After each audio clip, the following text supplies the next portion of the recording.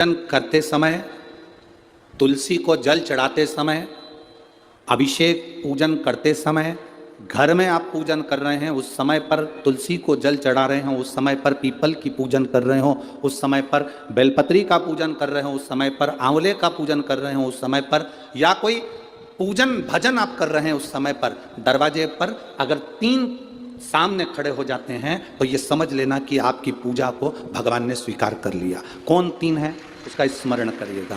पहला, पूजन करते समय, भगवान की आराधना करते समय अंदर मंदिर में अपने घर में बैठकर आप भगवान निला रहे हैं, भगवान की पूजन कर रहे हैं, अर्चना कर रहे हैं, सेवा कर रहे हैं, माला जाप कर रहे हैं, पूजन अर्चना कर रहे हैं, तुलसी को जल चढ़ा रहे हैं, उस समय पर 3 का दर्शन अगर आपको हो जाता है, आपके दरवाजे पर अगर आ जाते हैं तो आपका समझ लेना पूजा स्वीकार हो गया। पहले नंबर पर पूजन करते समय दरवाजे पर गौ माता आकर खड़ी हो जाए, समझ लो तुम्हारा पूजन सफल हो गया।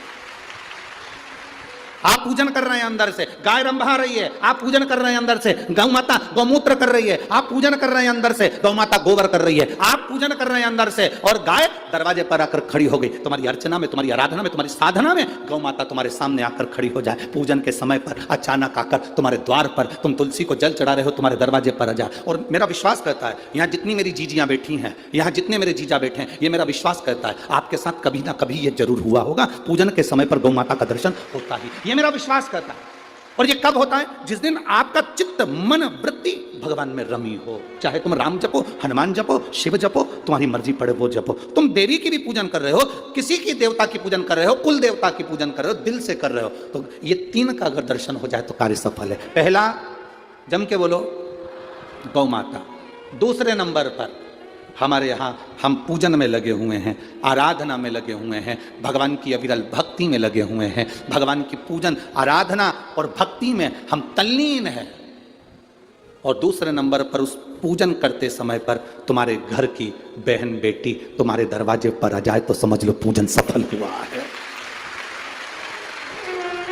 क्या बहन बेटी के आने से पूजन सफल हो सकता है?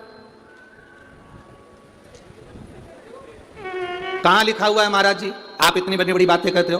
पूछने वाले पूछ सकते हैं, कहने वाले कह सकते हैं, आपने कैसे कह दिया कि बहन बेटी के आने से सफल हो जाता कार्य? तो आप उठाओ, हिमालय राज का बेटा बाणासुर से दोस्ती कर लेता, माता पार्वती का भाई बाणासुर से दोस्ती कर लेता है, और दोस्ती कर लेता है तो उसके चुंगल में फंस जाता है, बाणासुर के चुंगल में भाई संकट में आ जाता है। आज हिमालय राज और मैनावती दोनों बैठकर भगवान की आराधना कर रहे थे, इतने में पार्वती का आगमन हो जाता है। पार्वती ने आते से ही देखा, पिताजी आप आराधना कर रहे हो, पूजन कर रहे हो, किस लिए, क्यों? मैनावती ने कहा तेरा भाई संकट में घिरा हुआ है। पार्वती ने कहा क्यों चिंता करते हो, क्यों चिंता करते हो?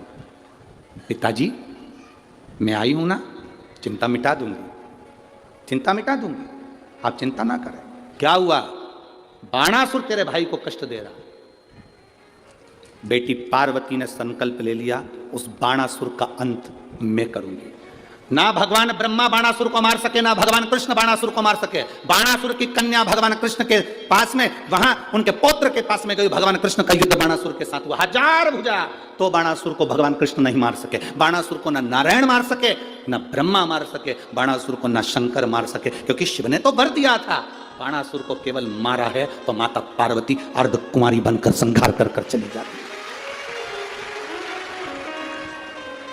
कोई तुमसे पूछे, किसी और वाले महाराज ने कहा कि बहन बेटी के पूजन करते समय अगर बहन बेटी आ जाती है, पूजन करते समय हमारे घर की बहन बेटी, तुम्हारे कुल की बहन बेटी, तुम्हारे घर की बहन बेटी तुम्हारे दरवाजे पर आ गई, भले तुम उसको कुछ दो मत दो, पर बहन बेटी अगर तुम्हारे पूजन के समय पर तुम्हारे क्यों आप लोगों के ऐसा नियम है कि नहीं हमको नहीं मालूम, हमारे यहाँ तो ऐसा नियम है कि जब भी घर में कोई बड़ा आयोजन होता है, शादी होती है, फंक्शन होता है, तो कोई उद्यापन होता है, कोई चीज़ बड़ी करते हैं, तो सबसे पहले फ़ोन बहन बेटी को लगाते हैं कि हमारी बहन हमारे यहाँ आए, हमारी बेटियाँ, हमारी नंदे हमारे यहाँ आए, हमारी बुआ हमारे यहाँ आए।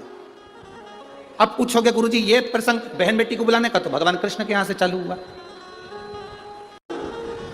नंद बाबा की बहन नंदा आकर घर में रहने लगी और भाभी को जब जापा हुआ तो सबसे पहले नंदा भगवान को हाथ जोड़कर कहती है, बाबा ऐसी कृपा करना, ए बाबा ऐसी कृपा करना, मेरे भैया के यहाँ 60 साल के बाद तो औलाद हो रही है, तो ऐसी कृपा करना कि उनके घर में लड़का हो जाए। और नंदा हाथ जोड़ती जोड़ती जोड़ती जोड़ती यशोदा जी के कक्ष में गई, और जो कक्ष में गई जाकर जो दर्शन करा तो लाला का दर्शन था। नंदा खुश हो गई, थाली उठाकर बजाने लगी कलदार से, और एक थाली को उठाकर उस नंदा ने बजाया, थाली को उठाकर,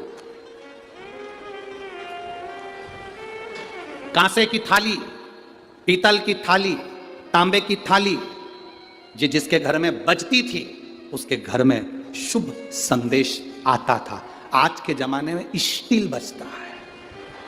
अब आजकल के ज़माने में तांबा पीतल कांसा बजाते नहीं है। आज के ज़माने में तो जरा सी देर में बस बच्चा हुआ है, सूचना मिल गई, बैंड बाजा बजवा दो, ढोल नगाड़े बजा। नंदा ने थाली बजाई थी और फिर आवाज आई थी, नंद घर आनंद, नंद घर आनंद भयो। फिर आवाज आई, भजन करते समय स्मरण करते हुए, नाम जाप करते हुए 3 का दर्शन हो जाए, तुम्हारे दरवाजे पर आ जाए, जीवन की सफलता मानना, पूजन सफल मानना। पहले नंबर पर जम के बोलो गौ माता, दूसरे नंबर पर बहन बेटी, और तीसरे नंबर पर हैं संत गुरुजन, जो निष्कपट भाव के, जो तुम्हारे दरवाजे पर कुछ मांगने नहीं आए हैं।